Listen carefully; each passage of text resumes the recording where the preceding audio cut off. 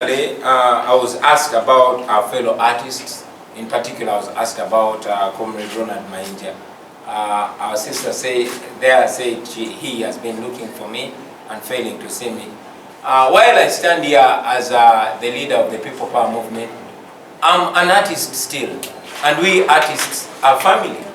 We communicate and we hear from each other. We have each other's numbers. But like I've been saying, this is a national issue. It's not that we represent, which we must not contradict at any time. So I'll request you, Comrade Joel, to allow me later on. All right, ladies and gentlemen, I welcome you once again, and we also welcome you officially to our new structure. I had some media folks tease and say that this is a media center of sorts. So we are doing everything we can to put ourselves together as the incoming government, and there's a lot more that you will be seeing. You're welcome once again. This press conference, majorly, was called to address a couple of issues that have been going on. There's one major one that we are going to talk about, and then there's a couple of other goings-on that we are going to address in this press conference. One, I'll just give quick highlights, and then I'll invite our team leader to address us. The question of consultations. We, basing on the Presidential Elections Act, Section 3 thereof, notified the police sometime back after we had written to the Electoral Commission, introducing our presidential aspirant to them, Honorable Kyagulanyi Ssentamu, as the law does require, and we were letting them know we are going to begin crisscrossing the country, consulting and engaging Ugandans about this subject matter. The Electoral Commission wrote to us saying, no problem, go ahead with the consultations, they are provided for within the law. And they said, as you do that, one, make sure you do not campaign, and we agreed with them. We said campaigns will happen after nominations in August, and they also said, please notify all the authorities that must be notified. We notified police, we notified the local authorities, we booked venues, got receipts, and we thought we were good to go since we had done everything that the law requires us to do. Alas, police kept frustrated, and we were notifying them that our consultations were going to happen. Our first one was going to happen in Kampala, being the capital, on 24th February of this very month. The letter was received by the IGP's office. We copied to the Electoral Commission, they received. We copied to the couple of other authorities, Commander Kampala Metropolitan. We wrote to police saying, we are ready for a discussion, for a meeting with you. Please do invite us so that we can sit down and plan. And that's why we wrote to them in very good time, such that there gets to be no excuse of, you see, time wasn't adequate and all of that. Well, what's been baffling us is the fact that police has not been operating professionally in our view, because when somebody writes to you an official letter, the prudent, civilized thing to do is to respond in the same manner. Our challenge is we always write to them officially, and then before you know it, you hear Enanga and all the other folks in police through social media, through mainstream media and all of that. And we are thinking that's not the civilized way to do things in our view, because even we, when we were notifying you, we didn't do that through a press conference or through social media. We wrote to you, and we had expected that police would write back to us. They did not. We have followed up with another letter, and we are hoping that police will write to us, inviting us for that meeting, such that we can plan and move together. As far as we are concerned though, our consultations are on. On Monday 24th at 9 a.m. we are going to be at Popo Memorial Center, because we have followed everything the law requires us to do. The law says, Public Order Management Act, notify police about your intentions. And the law says if police has any concerns, they should write to you within 48 hours. So we have been waiting for police to write back to us with any concerns, or to invite us to say, come, let's sit and talk. But as we wait for that to happen, we are planning for our consultations, and they are all press groups, persons with disabilities, the youth. The youth have embraced us a great deal as People Power. We are a movement that cuts across. That's why you see all manner of shapes. You see all manner of political parties. You see all manner of religions. You see all manner of age groups. But truth is that our country is majorly made up of young people, and the young people have embraced us. And we are calling on them to be part of the youth elections that are happening in April. Please go out, stand to be elected, go out and vote, such that we get to see our young people involved in these youth structures.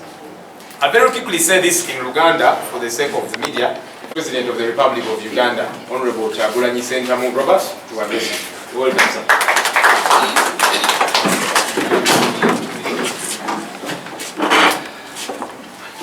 Welcome, brothers and sisters, to this press conference. We want to thank you, the media, for always responding in record time when we invite you, and for always stand strong, because we know the challenges under which you are operating. We also want to send our condolences to the fellow countrymen and women who lost their lives in the accident in Mayuge, and all other fellow Ugandans that continue to go through challenges.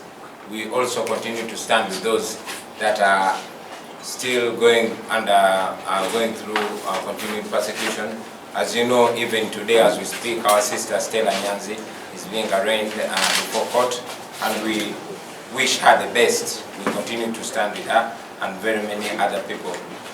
As an artist and as a young person in Uganda, I want to send special condolences to our star sister, a young lady called Nikita, who acted in the movie Queen of Patwe.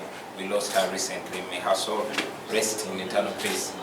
Now, so much of what I would have said has been mentioned by my comrade Joel. However, I want to emphasize that the balance of forces is still in our favor. The people power movement continues to grow strong, to attract support from the young and the old, from within and without. We thank the comrades that are doing the work here in Uganda and in the diaspora. You are doing an invaluable work. Now, about the consultations, ladies and gentlemen, as you know, we met the Electoral Commission and the police, and we agreed that we are going to give them our new schedule, which we gave to them. We even wrote to the police informing them about our program. Unfortunately, like Joel has mentioned, they have been elusive. All signs show that they are serving the regime, and they are scared of having us connect with the masses out there. As you remember, in Kasanda, we just went to attend a function and the police deployed because they don't want to see us communicating with the people. Now, as the law provides, we wrote to them and followed the law to the T. However, just like Joel has mentioned, they are not responding the way they are supposed to respond. So as we speak now, our consultation is on, because on our part we have fulfilled every legal requirement that we must fulfill, and we wait for the police to communicate to us. Unfortunately, time is fast running out, but we still expect them to communicate to us in writing officially, and give us a go-ahead and give us a guarantee of the security that they are supposed to provide to us. I also want to emphasize Joel's communication about the youth elections. Friends, we must take part in all these elections. We cannot leave anything to chance. Nothing is going to happen unless if we've influenced it, we as the people, and most importantly, the young people of Uganda. This is a young people's revolution. This is a young people's time. So don't wait for things to be done for you. Take part in all these elections, and yes, go right ahead and win them. I also want to mention that there has been a massive increase in the number of voters following our campaign calling upon the people of Uganda, more especially the young people, to register as voters. According to the Electoral Commission, there has been a 2.5 million new entry. We have 2.5 million new voters. We think that is an advantage to this struggle, and yes, we continue to encourage all the people to not only look at registering as voters, but going ahead and encouraging people to vote. More details will be given them as we draw nearer to the election, how to make sure everybody is involved and how to effectively get our vote. We want to appreciate the millions of people that responded to our call and registered as voters. We want to send our appreciation to the fellow leaders in different levels that encouraged our people to register as voters. Now we can boast of a massive number of voters, which we hope to see come out, cast their vote, and yes, going ahead to defend it. And finally, we want to continue our call to all the forces of change to unite, to stand together, to major on majors and minor on minors. We must not be seen to contradict each other or to be fighting against each other. We have a common enemy, and that is the Museveni dictatorship. And all our political guns should be pointed at the Museveni dictatorship and not at each other. We've been saying it that the population has already united. The people we are leading are already ahead of us. So I continue to call upon fellow leaders to come together, because as united forces of change, that is the only way we're going to have a liberation in our country, Uganda.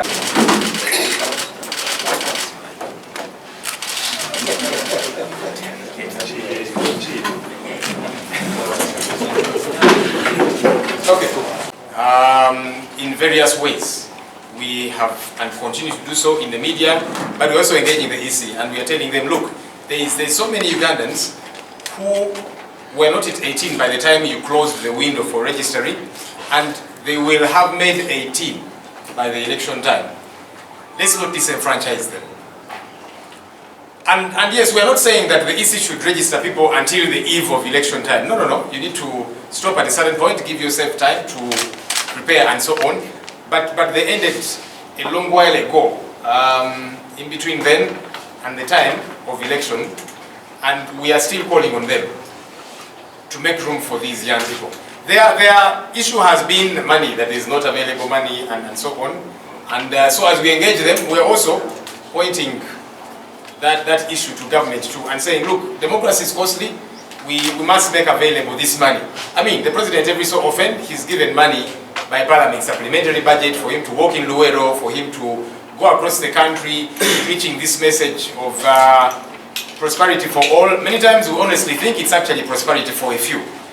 And we are saying, if there can be money availed for that, money should be availed for the electoral process, because it determines a great deal of things. We don't want anarchy in our country. That's why we want there to be a transition smoothly, and all of that is hinged to a free and fair election. Now, a free and fair election does not just happen on the election day, because an election is a process, it's not an event. So it begins with now, to make sure you don't disenfranchise people, to make sure that those that want to register, they will find EC officials in place and they register, that the machines are working well.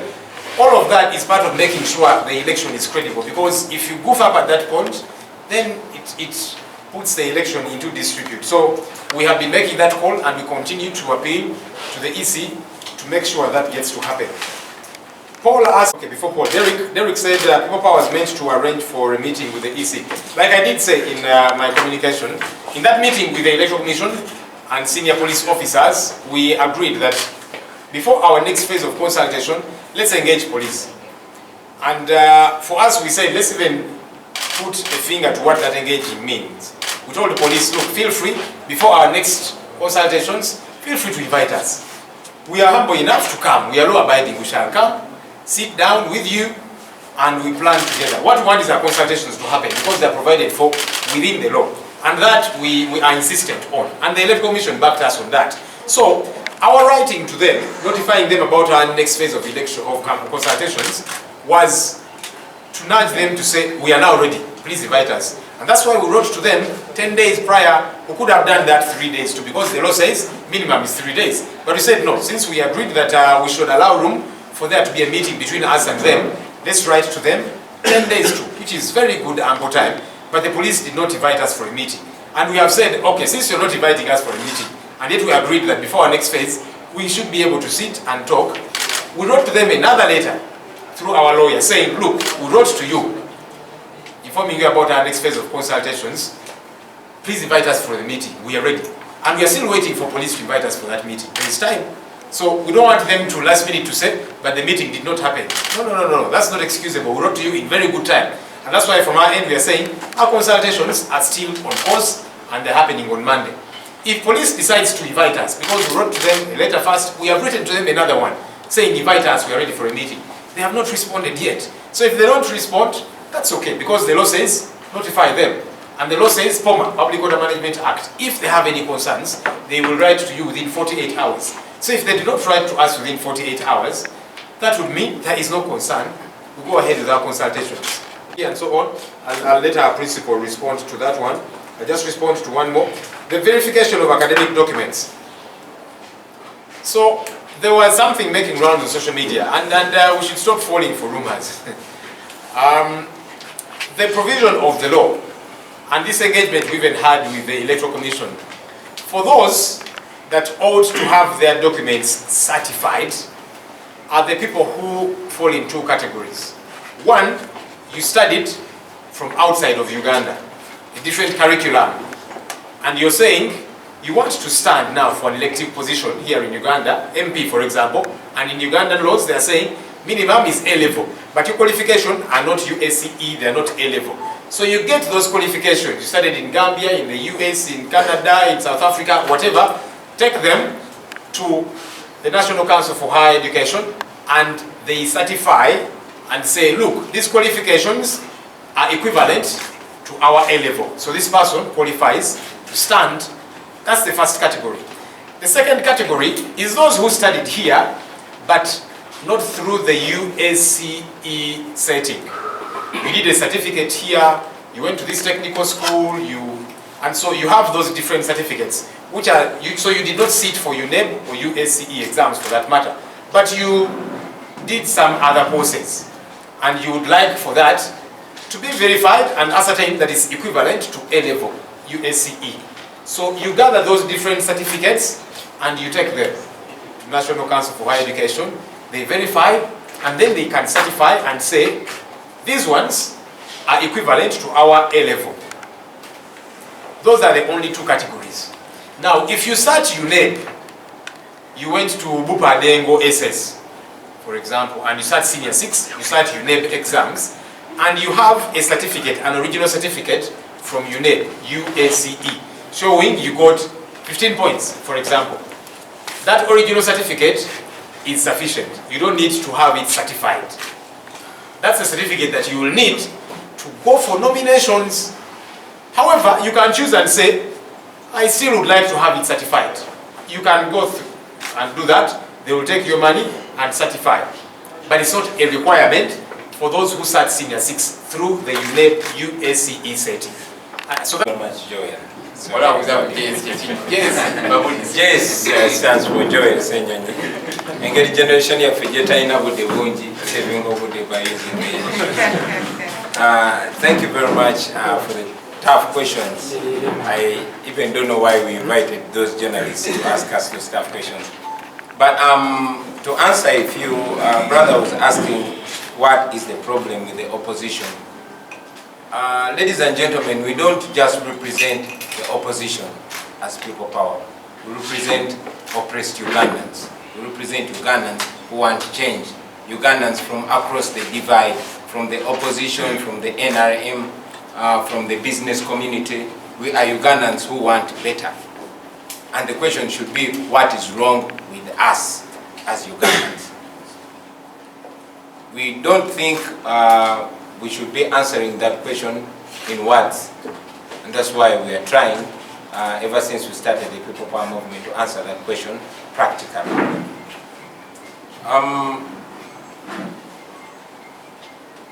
Somebody was asking about the DP and whether People Power is the cause of the confusion within the Democratic Party.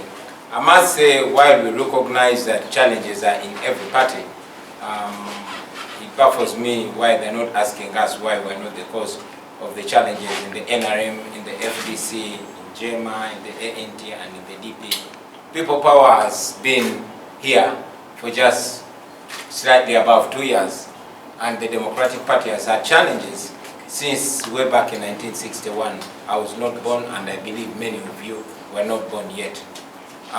We're not here to point fingers in the weaknesses of the comrades, and that is why we have been deliberate about not involving ourselves within the internal confusions or the internal challenges in every political formation. we presented ourselves and we continue to present ourselves as a uniting platform. We continue to want to be the gum that unites all these forces of change. We want to major on majors and to minor on minors. And that is why we think what is more important is to look at the resourcefulness of every comrade and the resourcefulness of every political formation. That is why we continue to refuse to be dragged into the challenges and the confusions of the internal confusions of every other political formation. We were asked about the tax compliance regulation that was recently mentioned by the Uganda Revenue Authority. I will just mention briefly about it, and I think Comrade Latif had wanted to say a word about that. But, ladies and gentlemen, you've seen it since the past that ever since the entry of people power, ever since the challenge that we posed to the status quo as a generation, so many ridiculous things have been brought up. You remember that the government actually proposed to raise the nomination fee for president to 100 million. Besides bringing various ridiculous moves to stop us from challenging President Museveni, I am convinced that this is one of them. I was watching a press conference by the head of the Electoral Commission, who said there is no law in Uganda that says that the Electoral Commission must be cleared with before one runs for office. So I would like to believe that that is one of the many ridiculous steps by President Museveni and his government to stop us. But I want to tell them they cannot stop us. We are way, way uncontainable. About the People Power members that were attacked for meeting Dr. Kizza Besigye, I want to mention this without fear of contradiction, that we encourage unity at every level. And I condemn any criticism to comrades that extend a hand to fellow forces of change. We must stand together as brothers or fail together as fools. We are not fools. We believe that unity is necessary and we continue to pursue it, even if it's not very easy to get. So I encourage all the comrades from the People Power movement and other forces of change to connect. It is not supposed to be an instruction from Kyagulanyi for you to relate with other forces of change. Like I've said in the beginning, it's not about me, and neither is it about my fellow leaders here. It's about every Ugandan. We have the same right and same responsibility to pursue this change. In my earlier communication, I told you, friends, that let everybody do what they can in your power. The traders, the business community, the religious leaders, the cultural leaders, everyone, whatever you can do it to draw us together. Maybe it's we might have personal differences as leaders, but we know that there are people that we respect that can speak sense to us and cause us to unite. We want unity, and anybody that makes any step towards unity is a hero in our eyes. So we encourage all those brothers and sisters to connect with other forces of change. And I want to again reiterate my thanks to the comrades in the diaspora, the People Power coordinators that met with Dr. Kizza Besigye. Please continue to meet with other leaders, even if they come from the NRM, because our message has been the same. We must unite, we must defeat the dictatorship, and we can only do that when we are together. A committee of human rights, of which I'm a member and Honorable Chaplain, we agreed after making our report, after carrying out investigations, and many of you really observed how Honorable Tumwine was responding, how he behaved. So in the wisdom of Parliament, we decided that Tumwine must be held accountable for blocking the activities of the parliamentary committee work. And in our meetings, in the debates, it was agreed that a censure motion must be moved and all of us, regardless of our political affiliations, agreed to censure General Electoral. And the clerk communicated officially. And the process has been going on. And many, those who have appended their signatures are there.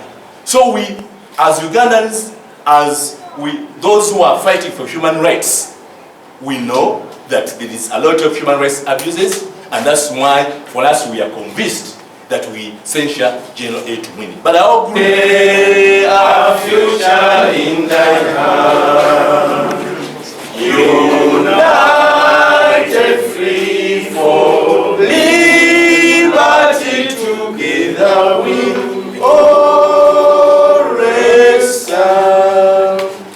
Oh,